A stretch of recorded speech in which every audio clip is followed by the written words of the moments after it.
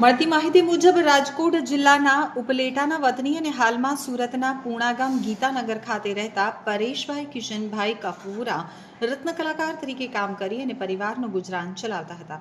ગત તારીખ 12/2/2026ના રોજ સવારે કામ ઉપર જવા નીકળ્યા હતા ત્યારે સોસાયટીના ગેટ પાસે અચાનક ચક્કર આવતા પડી ગયા હતા.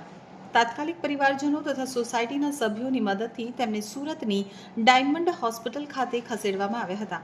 તો ડાયમંડ હોસ્પિટલના ઇમરજન્સી વિભાગની ડોક્ટર ટીમ દ્વારા વિશેષ નિદાન અને સારવાર શરૂ કરવામાં આવી હતી. તેમને મગજમાં હેમરેજ હોવાનું માલુમ પડ્યું હતું, જેથી તુરંત તેની સર્જરી કરવામાં આવી હતી. સઘન સારવાર બાદ 26/2/2026ના રોજ doctor Gaurav Raiyani, doctor Hitesh Chitroda, doctor Nirav Sutariya, doctor Haresh પાગડાની ટીમ દ્વારા દર્દીને બ્રેઇન ડેડ જાહેર કરવામાં આવ્યા હતા. બ્રેઇન ડેડ જાહેર થતાં જ doctor Haresh Pagda, administrator, diamond hospital દ્વારા જીવનદીપ ઓર્ગન ડોનેશન ફાઉન્ડેશન ટ્રસ્ટના વિપુલ તળાવિયાનો સંપર્ક કરવામાં આવ્યો હતો. પીએમ ગોંડલિયા, જસ્મીન કુંજરિયા સહિત ટીમ જીવનદીપ દ્વારા પરિવારજનોને અંગદાન અંગે સંપૂર્ણ માર્ગદર્શન આપ્યું હતું અને પરિવારે અંગદાનની સંમતિ આપી હતી. માતા હેમીબેને કહેલ શબ્દો અત્યંત સ્પર્શક હતા. મારો દીકરો તો કદાચ નહીં રહે, પરંતુ તેના થકી વધુમાં વધુ લોકોને જીવન મળે તેવો પ્રયત્ન કરજો. પરિવારના સભ્યોની સંમતિ મળતા તેઓનો સોટોમાં રજિસ્ટ્રેશન પ્રક્રિયા શરૂ કરવામાં આવી હતી, જે અંતર્ગત IKDRC હોસ્પિટલ અમદાવાદ દ્વારા લીવર અને બંને કિડની સ્વીકારવામાં આવ્યા હતા. તેમજ એક હાથનું દાન કરણ હોસ્પિટલ સુરત તેમજ લોકદ્રષ્ટિ ચક્ષુ બેંક દ્વારા બંને ચક્ષુનું દાન સ્વીકારવામાં આવ્યું હતું.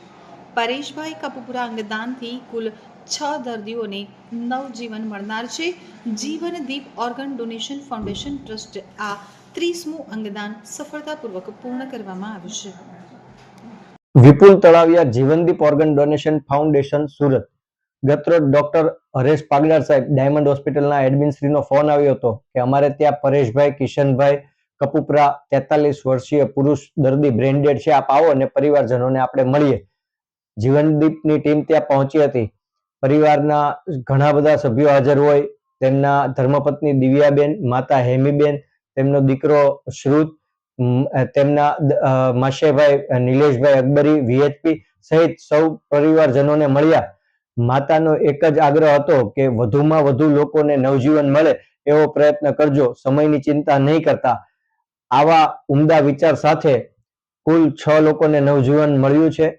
બંને કિડની અને લીવરનું દાન IKDRC અમદાવાદ, એક હાથનું દાન કિરણ હોસ્પિટલ સુરત અને બંને આંખોનું દાન લોકદ્રષ્ટિ ચક્ષુ બેંક સુરત દ્વારા સ્વીકારવામાં આવ્યું.